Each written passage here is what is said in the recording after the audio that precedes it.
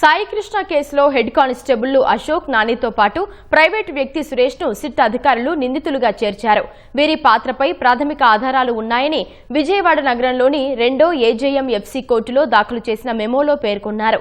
ఈ మెమోను న్యాయాధికారి సోమవారం ఆమోదించారు. దీంతో సీఐ నాగరాజు సహా మొత్తం 4గురిని ఇప్పటి వరకు నిందితులుగా చేర్చినట్లు అయింది. నాగరాజును తమకు 12 రోజుల కస్టడీకి ఇవ్వాలని సిట్ దాఖలు చేసిన పిటిషన్పై నాగరాజు తరఫు న్యాయవాది కౌంటర్ దాఖలు చేశారు. సీఐను అరెస్టు చేసినప్పుడే సిట్ విచారించిందని, మళ్లీ కస్టడీకి అవసరం లేదని కౌంటర్లో పేర్కొన్నారు. వాదనల నిమిత్తం విచారణ నేటికి వాయిదా పడింది. సాయి కృష్ణ మృతి వ్యవహారంపై జ్యుడిషియల్ విచారణ జరిపించాలని కృష్ణలంక స్టేషన్లోని సీసీటీవీ ఫుటేజీ మాయం పిటిషన్పై అతడి తల్లి విజయలక్ష్మి వేసిన పిటిషన్లపై విచారణకు వచ్చాయి.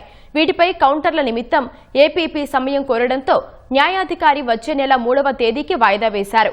సాయి కృష్ణ మృతిపై జ్యుడిషియల్ విచారణకు ఆదేశించాలన్న మృతుని తల్లి వేసిన పిటిషన్పై ఆమె న్యాయవాది మల్లెమూడి సతీష్ బాబు కోర్టుకు నోటు సమర్పించారు. మొత్తం 22 మందిని జ్యుడిషియల్ విచారణకు పిలవాలని వారి పేర్లను పేర్కొన్నారు. దీనిపై ప్రాసిక్యూషన్ కౌంటర్ దాఖలుకు వీలుగా తదుపరి వాదనల నిమిత్తం జూలై 3వ తేదీకి కోర్టు వాయిదా వేసింది.